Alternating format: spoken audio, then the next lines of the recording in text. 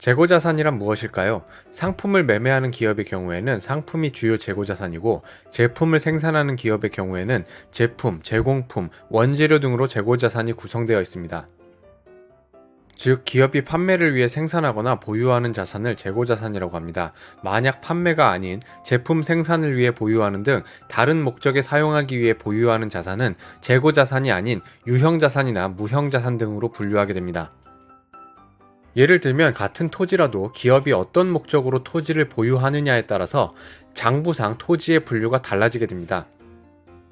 전자제품 제조기업이 사무동이나 공장 등을 건설하기 위해 토지를 매입하는 경우에는 유형자산으로 분류하고, 시세차익 등의 투자 목적으로 보유하는 경우에는 투자부동산으로, 또 부동산 판매 기업이 보유하고 있는 경우에는 재고자산으로 분류하기도 합니다.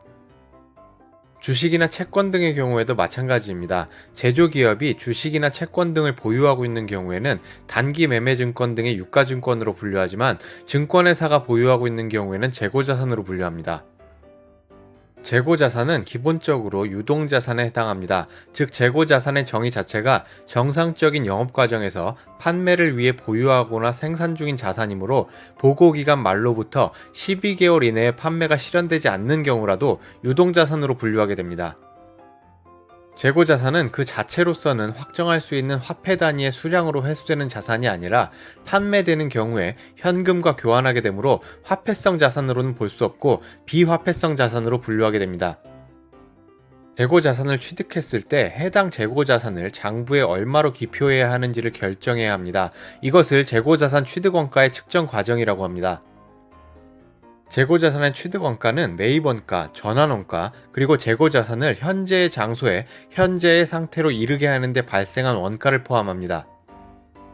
재고자산의 매입원가는 해당 자산의 매입가격에 관세나 세금 등이 있는 경우 관세나 세금을 포함하고, 해당 자산을 운반할 때 지급한 매입 운임과 해당 재고자산의 취득 과정에 직접 관련된 매입 부대비용을 가산한 금액으로 측정합니다. 만약 거래 조건에 매입 할인이나 매입 애누리 등이 있는 경우에는 매입원가를 결정할 때 매입원가에서 차감하도록 합니다. 재고자산의 매입원가에 대한 회계처리입니다. 차변에 매입원가에 해당하는 만큼 재고자산을 기표하고, 취득할 때 지급한 매입가격, 관세 및 재세금, 운임을 가산하면서 매입 할인과 애누리는 차감합니다. 재고자산이 판매되면 이에 해당하는 매출원가는 재고자산의 장부에 기표된 장부가액이 됩니다. 재고자산의 장부가액은 취득원가인 경우가 대부분이나 재평가에 의해서 달라지기도 합니다. 매출원가는 간단하게 생각하는 경우 판매된 제품의 수량과 해당 제품의 단가를 곱한 것으로 산정됩니다. 여기서 중요한 것은 제품의 단가, 즉 단위당 원가의 산정에 몇 가지 가정이 필요하게 됩니다. 즉, 매출원가의 산정에는 재고자산의 기록 방법과 단위당 원가의 결정 방법이 먼저 결정되어야 합니다.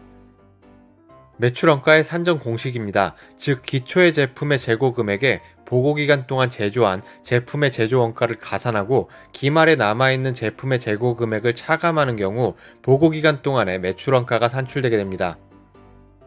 여기서 제품이 보고기간 동안 하나도 판매되지 않았다고 가정하는 경우에는 기초제품 재고금액에 단기제품 제조원가를 가산하면 기말제품 재고금액이 되어야 합니다. 따라서 이 금액과 기말 시점에 창고에 남아있는 금액과의 차이가 매출원가입니다.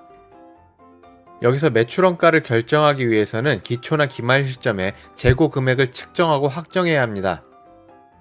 재고자산을 측정할 때 거래할 때마다 재고금액을 추적해서 측정하지 않고, 기초 재고금액과 단기제품 제조원가를 합산한 금액에서 기말 시점에 실제 창고에 보유하고 있는 재고자산의 수량을 확인하고 이를 차감하는 방법을 실지재고조사법이라고 합니다. 계속기록법의 경우에는 제품을 판매할 때마다 매출된 제품의 수량과 단가를 직접 추적하여서 매출원가를 산출하는 방법입니다.